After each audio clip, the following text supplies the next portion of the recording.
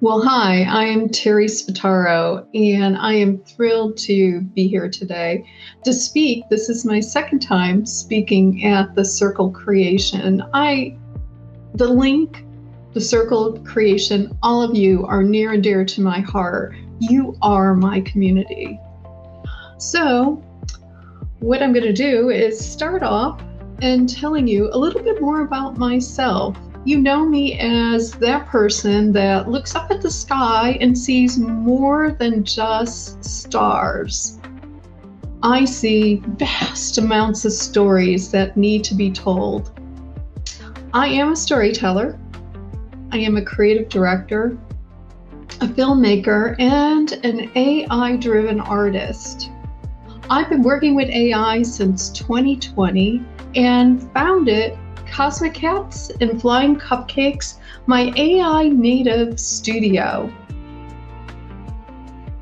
So I didn't just jump into this 6 years ago. This was a trajectory for me. I began studying art and becoming an accomplished artist back in '86. But in '86 was also an incredible pivotal turning point where I began to learn to use a computer. Now, I had huge apprehensions about doing so, but my roommate at the time, Caroline Cavanaugh, convinced me this is new, this is where I should be, and I should try it out. Well, she was absolutely right, because for me, it was love at first bite. And it was magic. I not only learned all the applications back then that could help me design, be a better designer, be a better communicator, be a better artist all the way around, but I actually did something else. I started a business out of the computer lab at Pratt. So fast forwarding a little bit, thanks to Caroline, I also met someone else back in 1989. This was Stacy Horn. I was living in New York. I went to Pratt Manhattan. I had finished as far as I could go, as far as I could afford for my MFA program.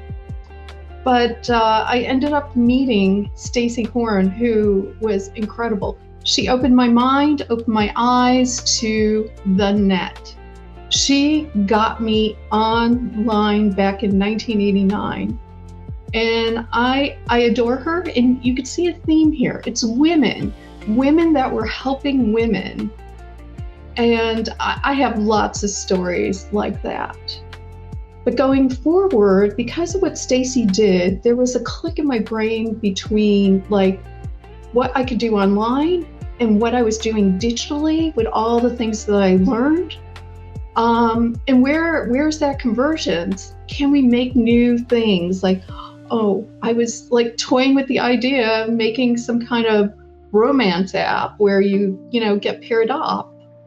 Stacy was like, that's going to come. I'm like, what about video? Can we have video? Stacy like, that's coming. And I'm like, well, it couldn't come soon enough.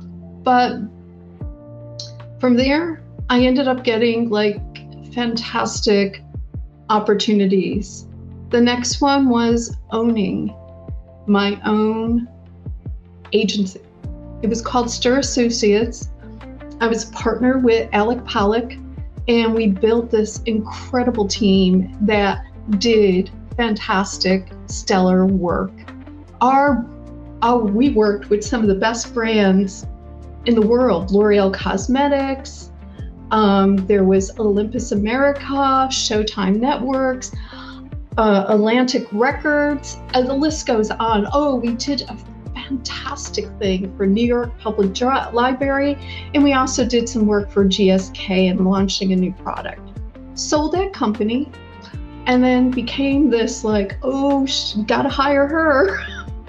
I had no idea what I was doing. I had no management skills whatsoever. I didn't even know what a mentor was. But went on to work with Joe Beatrice at Blue Dingo. He hired me originally as an executive creative director, and then threw me the keys to his Porsche and said, you have great organizational skills. You're really good with people. I'll do, how about a dual role? You'll still be overseeing what's happening with all our brands and clients, but I want you to run the company. I did, and it was fantastic. Brought them so the earnings of that company back in New York at that time were only $500,000 a year. We had 30 people to feed, 30 people whose salary was dependent upon us. You all know what that feels like. Agonizing, right? So I did some things. I convinced Joe that we need to merge with another agency. And that's what we did. Took it from $500,000 to an $80 million earning a year company by merging. We got our biggest client, Volvo Cars International, at that time when Volvo was independent of Ford. And we launched the SV40, and Lars, our virtual character, mind you, this is 1998. Lars, that virtual character, went on a virtual ride across the US, dropping keys left and right in a game that we created called Sweden Rules. So that game alone sold 3,750 cars. And the cool thing about that game, it was an online game. It was collecting information that anybody wanted to give us on whether or not they wanted to go for a ride in a new SV40. So they said what would happen is the dealer would get their information, call them, bring the car over, and take them on a ride. It's such a great case study, such a great group of people to work with. Loved working with Michael Myers, loved working with Valerie Boyko, loved working with Joe Beatrice. Oh my God, Liam Tamoli, he was such a brilliant creative director. Gloria, Carolina.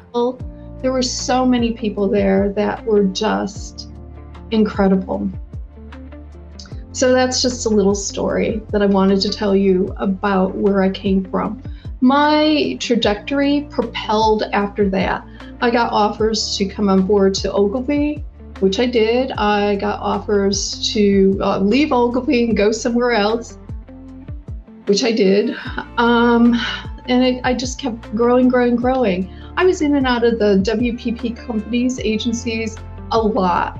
From Ogilvy to Wonderman to Chapman Direct, I think Chapman was the first, to finally ending my career with corporate agencies in the year 2010 with Burson Marsteller. So I did enjoy it. Every time I went into one of those companies, I wanted to bring a vision of innovation. Whether they liked it or they didn't, I wanted to do that. And this innovation for me was the combination of art and technology. So let's fast forward to 2020. So I already had heard about AI and had, in the year 2000, got to meet Dr. Ben Gorsel. And he showed me what he was working on, and I was completely blown away. So the rumblings of AI were already in my mind. So I was primed. I was waiting for it. I knew I was writing about it. And at first I was terrified of it. But something happened where when it was allowed for me to participate in training, then I felt a lot better because I felt like I had the ethical background to actually add things to it, and also the vision to see where it can go. So that's where we'll pick up here. So let me share my screen with you. I put AI on everything. And I did. I still do. So I narrowed down where I want my AI creations to go. I created patterns for material clothing. I put AI on, well, Laundrygate is not written by AI. It's written by me. It is about an AI called Levi.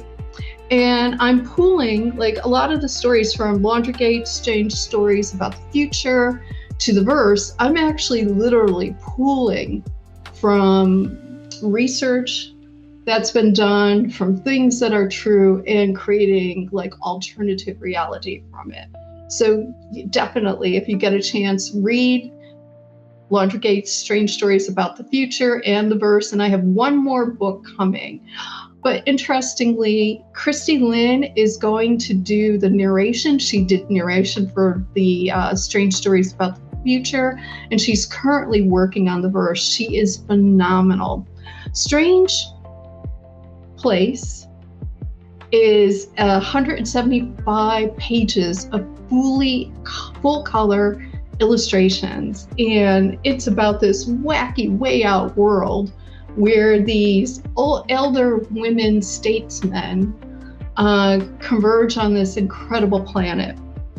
That's where the name Cosmic Cats and Flying Cupcakes comes from.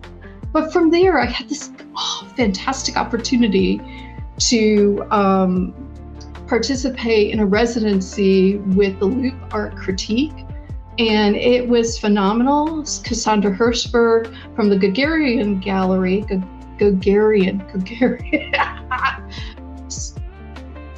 Sandra Hirschberg from Gagarin Gallery, the top gallery in the world, was the mentor for us during this time. And I was encouraged to take those illustrations and make this amazing virtual world. You can experience it. I got to tell you, there's no gravity in there, but it is beautiful. It's fun. Sometimes I pop in and I see people just hanging out in there, and I'm like, what are you doing? And they're like, we needed someplace peaceful to go. So that's where they go. I did films, Beyond Darkness. The very first time it was shown publicly was right here at the link. It got into the Jack Fuse Film Festival back in 24, and it made its way around the world in several other film festivals. I'm so proud of this film. It is an epic story that I took from a book that I wrote and illustrated, turned it into a film. The topic is about death and what it feels like, literally using a black hole to draw you through that transformational story. Whiteout is still showing now. It is down at the Brick in Boca Raton. The Brick is amazing. It'll be there until October 28th. And it's part of the Lynn NFT Art Museum. And I got to see it. I actually got to speak a little bit about Whiteout at the Boca Raton Museum of Art, and it was just incredible, because Whiteout is a film, a type of style that I'm very interested in. It's very abstract. It's dealing with things that are more emotional. And so Whiteout and Weird are both being shown down there. And it's just the beginning of like a style of filmmaking that I enjoy doing. So these are not my commercial works. It's also been shown at the Tokyo Fest. It was shown first at the Museum of Contemporary Art in Mesa, Arizona. And it's part of the Wrong Biennial, which is a global festival, and part of the Boiling Point Pavilion. And most recently got a little spot in a write-up for Boiling Point by Prompt Magazine. So that brings me to The Bride, which is, a really wonderful collaboration with Greg Masters. I met Greg Masters back in '86 when I moved to New York. Through Ellen Schrago, who my mentor, the dear friend, and I think of her every day. She passed on a couple of years ago, and I miss her terribly. But this collaboration with Greg's poetry And Vito Ricci's music is just absolutely gorgeous. And you could see that for free on Rad TV. This brings me to one of our case studies that we'll be talking to you about shortly. But this is a collaboration with JBR Visuals. It's called Lily Madison. And JBR got together and I worked on her film called Perfect Code, which has also made the festival circuit. It was probably one of the first films that was more than just like a couple of minutes long. It was 37 minutes long. We were just shy of a full feature, which is 42 minutes, but it is an outstanding piece of film and storytelling. So I loved her music so much, I was like, JBR, let's create a band around your music. So we invented Lily Madison. It's a virtual band. I'm happy to say just a couple weeks ago, Spotify accepted Lily Madison's first single. So let's get on to it. So branding in the millisecond attention span. We all know what this feels like. We are living in a world where we're constantly scrolling. We do it. We know our customers, our audience, our clients, and our consumers are all doing it. You're probably wondering why I said audience, consumers, customers, and clients, because that's a breakdown. Audience is everybody. Then it narrows down to whether you're a B2B or B2C. So business to consumer or business to business. And then you get clients, which could be just one of each. Anyways, let's get into this. What I'm hoping that you'll take away today is your brand will be recognizable faster. AI will clarify your voice and visuals, so I'll show you how to do that. You'll write posts that are going to move people from attention to action, and you'll leave with at least one usable brand marketing asset. So, yes, we are living in this crazy millisecond world in which it feels like we're just constantly scrolling. Things aren't read. Like, how many of you are actually reading what's happening in TikTok, Instagram, even on Facebook or LinkedIn, right? For that matter, you're looking at like, oh, what grabs me is visual, movement, things like that. But it's also recognition. Is it relatable, right? Does it make me feel something? These are the three most important categories that we as communicators, as marketers, should include in everything that we're putting out there, right? Okay, but there are 5 really important pillars that we need to stand on, which will help stop that scroll, right? 1 is a clean, recognizable visual identity. So that's your thumbnail. Does it read? Does your logo read? Does the color read? Does the typography read? Does it hold up in any size? Your brand voice. Do you sound like a person, or are you just and not a corporation, right? Is there a tone that same tone that's consistently across your captions, emails, and even in your direct messages, right? Are you taking a stand? Do you have that point of view? You're not just a service. It's what you believe and what you refuse to do. And is there that one signature element that differentiates you? Is it a phrase, a color, or something like some kind of shape or ritual that helps you stand out amongst everybody else? And most importantly, do you have a defined audience, right? This is really important. Your brand is not for everyone, but it is for someone.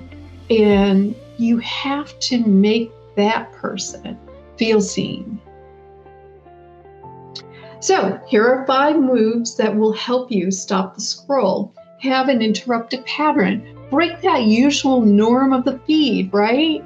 Do something unexpected. Is it like color that you could, like if you're leaning towards blue, is that splash of orange going to help you? Or something contrarian that you can take on? Or some kind of surprising frame? 2, you have 3 seconds to make that hook. So the first frame is everything. So that will lead with a payoff, right? What are you going to do to improve their life? Don't do the slow build. I learned this most recently. I've been investigating things like vertical micro dramas. It is all about the hooks, the climax, and the cliffhanger all at once. And I love like slow building. Like I am all about Stanley Kubrick, where you're building things very slowly. The other thing we have to remember is native format. So now people aren't doing this. They're doing this, right? Or this, right? But they're always holding it in a vertical way. This is something that we need to be really conscious of so that it fits in. Your DNA is the same across everything, but you can incorporate that new look. You don't want repetition that produces monotony. But you do want to include those brand clues across your posts, but with a fresh hook every time. And this is really important. You guys are beautiful. Show your face. Your founder's voice and face will stop the squirrel more often than any graphic. Here we come. Your first brand matching card. So these are the tools that I recommend using to accomplish these brand tasks, right? So these are the tools that I believe will accomplish what's being done, what's being asked, right?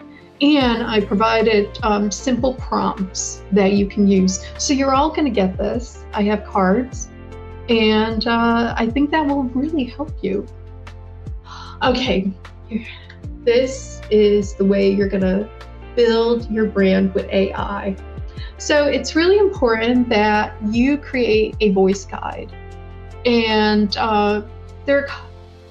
this is a very clear way of doing it, but also I think even before getting to feed it your 5 best posts, I want you to feed your tool, whether you're using Claude, Gemini, or ChatGPT, feed it the information about your brand.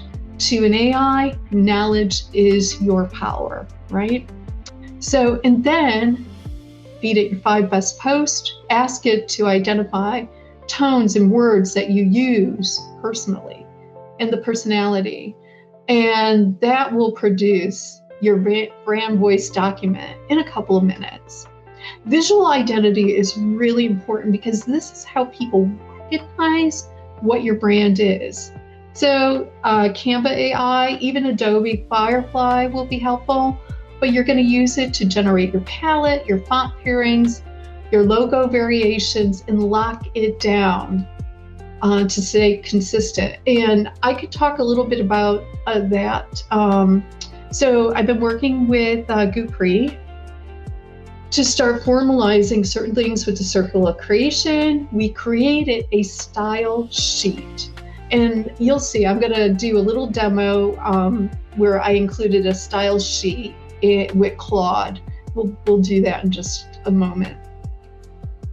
So bios and taglines, you can use ChatGPT, Claude, and Gemini. Now that it has all this great information about you, write me 5 Instagram bio options, and you could use this formula. I am this who helps this type of audience achieve this type of result. That's almost a value proposition. And identify how you want it to sound, but you also know by your brand voice guide how you want it to sound. So for instance, if the guide came back and said, fun, confident, and clear, You want your bio and tagline to represent that. And finally, content pillars, Claude, ChatGPT, or Gemini, based on my brand and all the information that I trained you on, give me 5 content pillars with these and 10 topic ideas, each for the audience of female entrepreneurs. Like, you're not doing it one size fits all, but you're going to break down your audience. For instance, female entrepreneurs like this audience are recent grads, are new business owners, or people who are thinking about a new business venture or a new direction to their life, moms, us senior people that have been out there in the world for decades. Each of us has a way of like listening and looking and trying to relate to that information. All right, so our case study is Lily Madison. You got a little bit introduced to Lily, founded by JBR Visuals and myself. This is Lily Madison's identity guide and brand system, which was created with AI. Originally, I used ChatGPT because for me, I've been using ChatGPT for many years, and it's been trained on the way I like to think about branding. So basically, here's the story about Lily Madison, who they are, what their influences are. I like to think of Lily Madison as a cross between punk and dream pop, and the way their ethos comes together. Their tone of voice, what their attitude is, what their brand persona is, and the communication style, everything that I need to make Lily Madison authentic and real and relatable. And then here's the style guide attributes such as the color palette, typography, and visual mood. It's a great palette. I really love using this palette because it's a lot of fun. And how the logo appears, with the primary logo shows the typography in the logo. It's beautiful script for Lily and blocked typography for Madison, but always with this violet and green lily that goes out throughout it. How it appears on a white background, how it appears on a colorful background, and how it appears, for instance, on May's drums. Posters. So now I could basically type in and say, I need a poster. And this really great poster appears because it's been trained. How it appears on t-shirts, on this caps, even badges. So let's see what Claude thinks about Lily Madison. So I did this prior to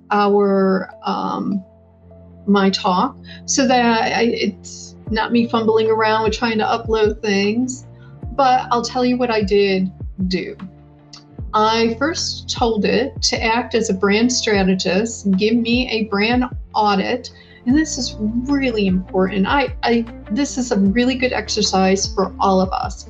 Whether or not you have an existing brand, a new brand that you're developing, or your brand is yourself, do an audit. So for instance, give me a brand audit snapshot for Lily Madison. What it's going to cover: brand positioning, tone of voice, target audience, perceived strengths, any gaps or weaknesses. That is my favorite part of this because it's all about learning and how to improve. Keep it concise and actionable, right? So I uploaded the Lily Madison style guide, the marketing and promotional plan, Lily Madison's identity guide, and I did take some stats and put them in. We have low stats, but I didn't care. I still needed to understand what is happening with the Lily Madison brand. So we don't have many Spotify. We have 0 Spotify listeners right now, but we do, because it's only been launched a few weeks ago. We have 3 singles released, one on Spotify, and the others are actually released through Rad TV. We have strong brand cohesion, and we're very much, like I said, at the very early stage. But then it breaks down things like the brand positioning, the tone of voice. It got it. Rebellious, witty, unapologetic, cinematic, punk, futurist. Not sure I dig that, but I certainly love punk dream pop futurist. Who the target audience is. Like right now, in terms of TikTok, it's Gen Z and young millennials, TikTok natives. Wow. Perceived strengths. This is really good. It, tracks really well on the original information that we were putting out there. But this is great. Like what was done to identify the gaps and weaknesses, right?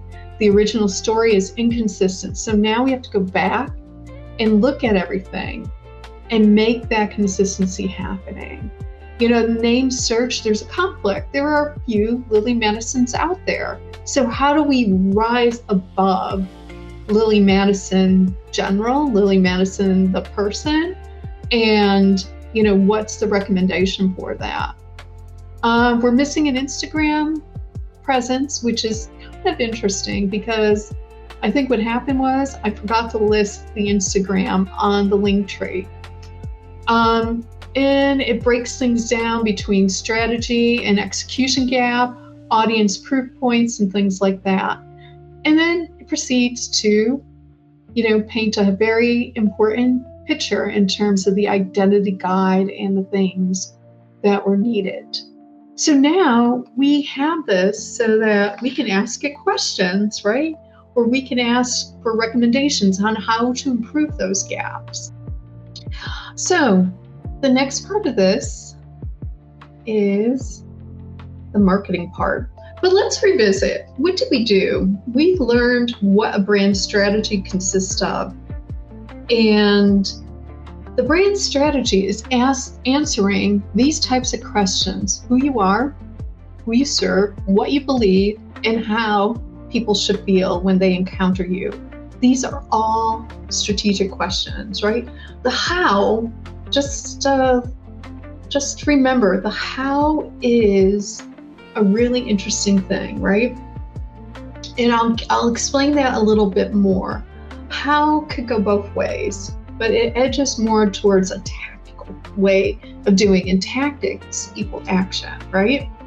So you ended up getting tools. You're not alone. AI is here to help. It could turn your strategy into the voice, into the visuals, content ideas, campaigns, posts, emails, and promotional assets. And in some cases, I actually use it to respond to DMs because that's helpful for me. Now we're going to get into having a base or a framework, a platform called IATA. IATA, it has been around for a very long time. It goes beyond me. And it's divided into attention, desire, interest, and action. So all of this is great. AI can help you create faster, but your brand strategy tells the AI what to create, and IATA is going to help you know what to do next with your audience. All right, so now we're in marketing in a millisecond attention span. So we have a great foundation for our brand. Now we could do hook harder, make them want it, and close. All right, so I'm also going to draw on something from the past. The things that we learned in marketing way back then, or the things that were put into action way back then, have not changed or should not even go away. The 4 Ps still matter in the age of AI. So it's still important for product, price, placement, and promotion.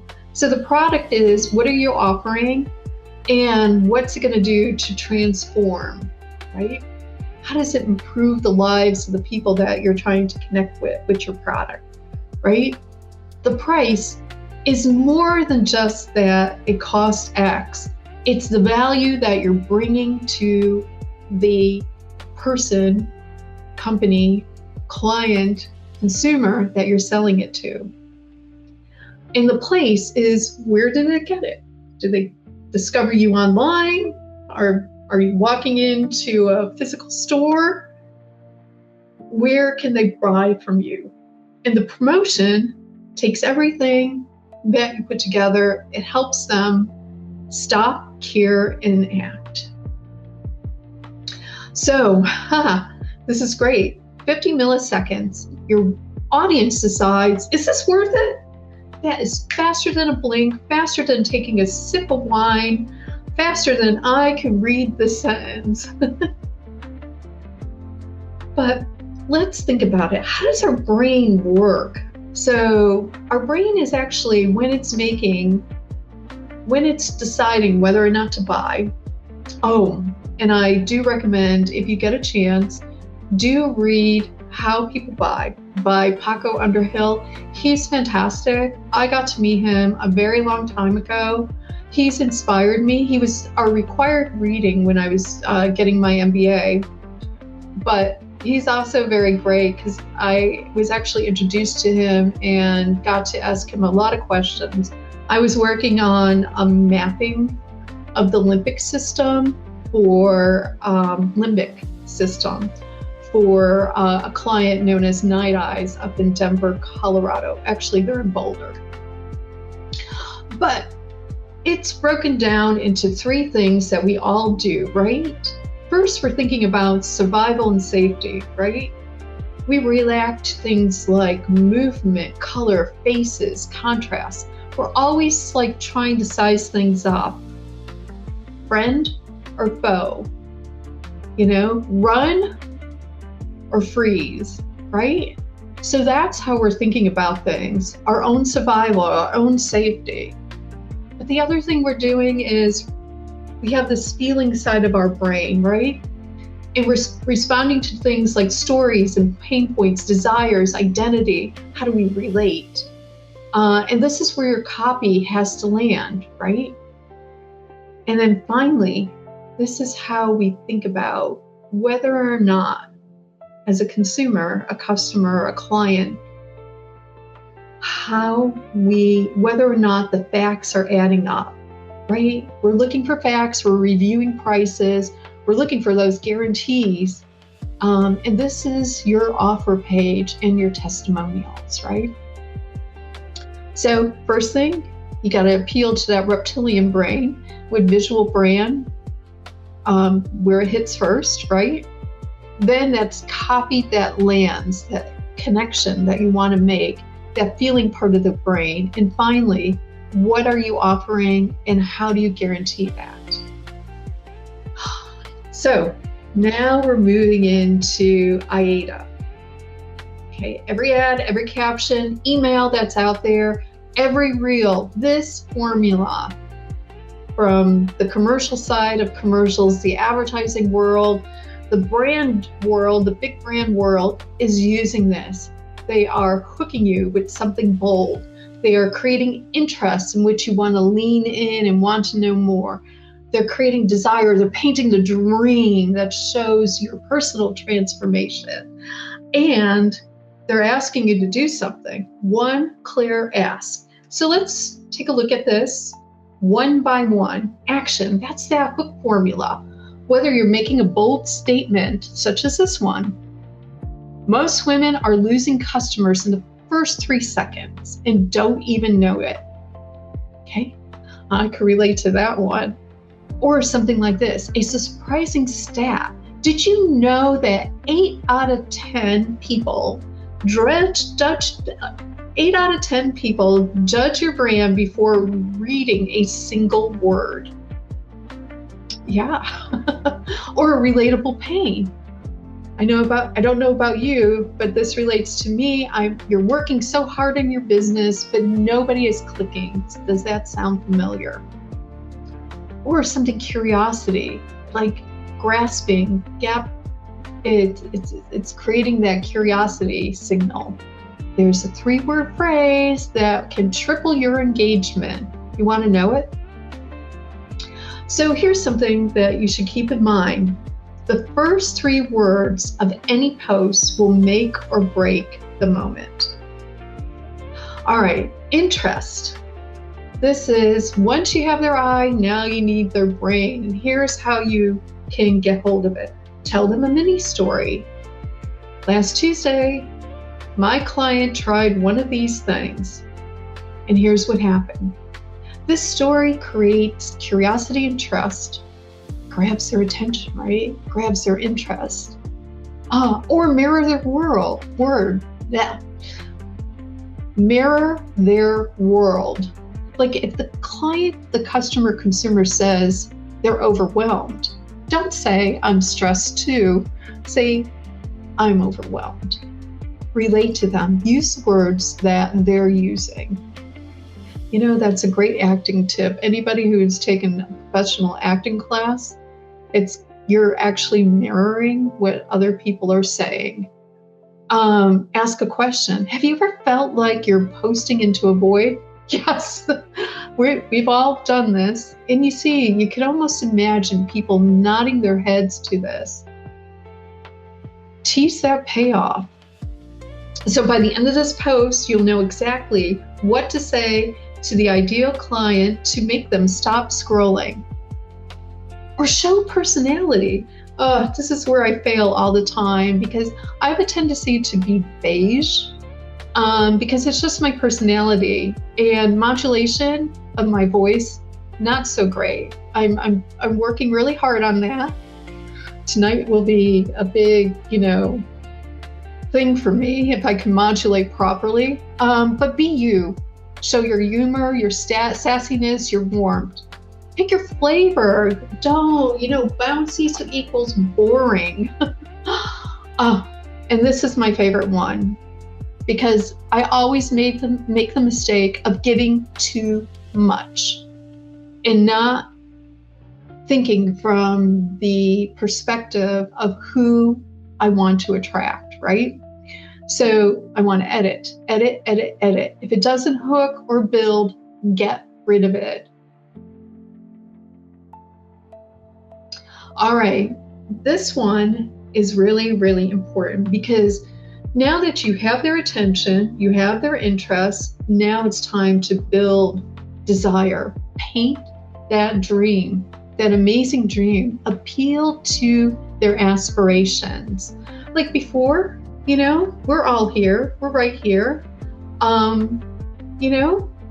Where they are now, they're in this pain, this struggle, this frustration. I post, no one engages.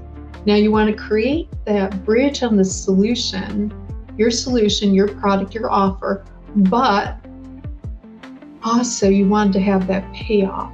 You want to show them how that bridge, your solution, your product, your offer, creates a better world for them. So, you want to paint that incredible dream, that realization, that result. You want to give them a better version of life that they're reaching for. So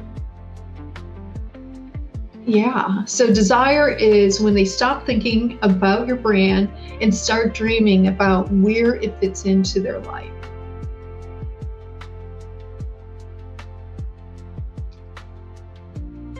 All right, finally, now we're getting into it. The CTA, which is action. The call to action. Make it irresistible. Like so many times, and I do this too, I'm giving too many options. Like me, love me, share, click, do all these things.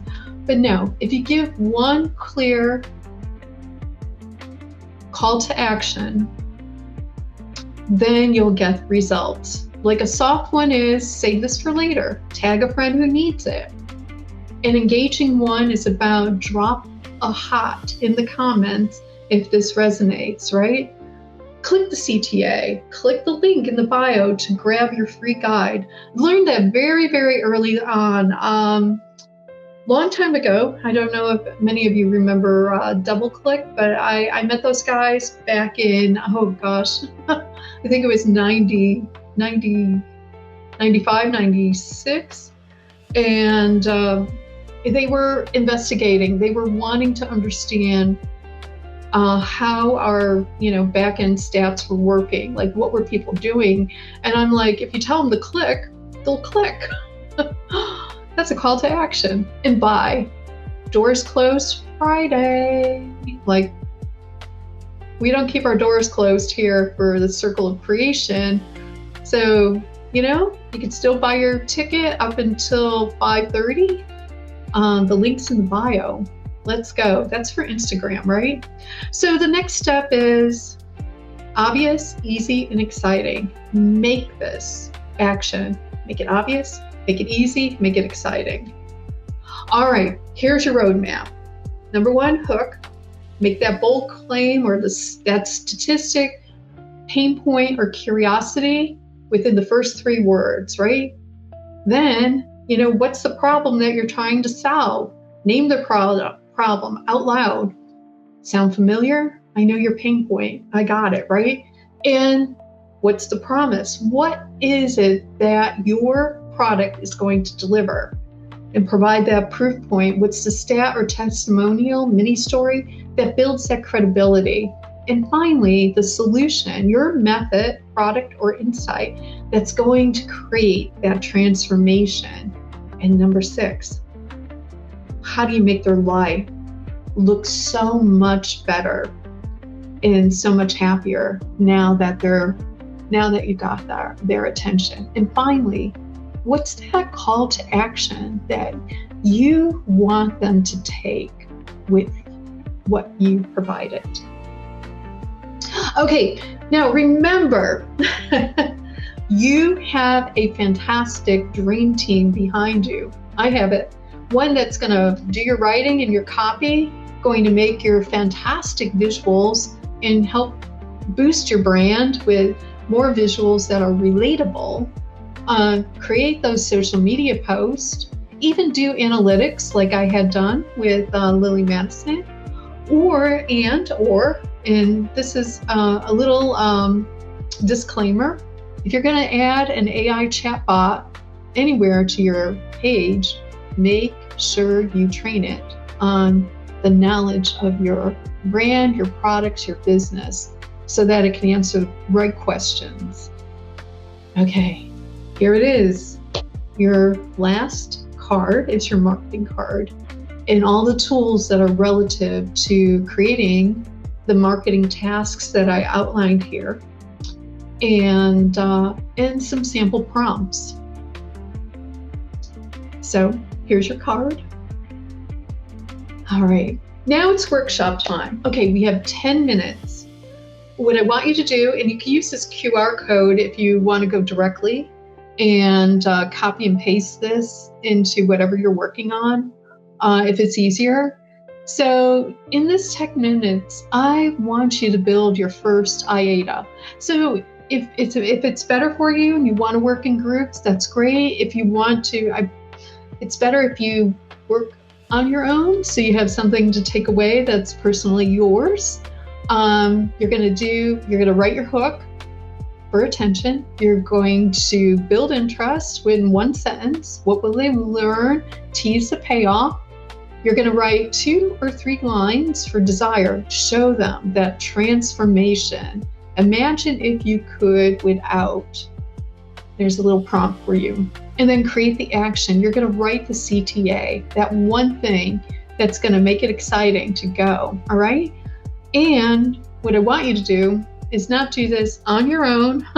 I want you to pick a GPT to work with, whether it's Gemini, yours, the one that you work with the most. Okay? All right. So what I'd love is here's a layout for your 3-day launch plan. Pick one, do it today, whether it's day 1, day 2, day 3, but start with day 1. And what you want to do is set your foundation, create your content, build your funnel, and execute. right? Very simple. So you got this. We all got this. And don't forget, you have a massive team behind you of AIs that are willing to help you, as long as you give them your knowledge, right? So you want to remember hook, interest, desire, and action every single time. Thank you.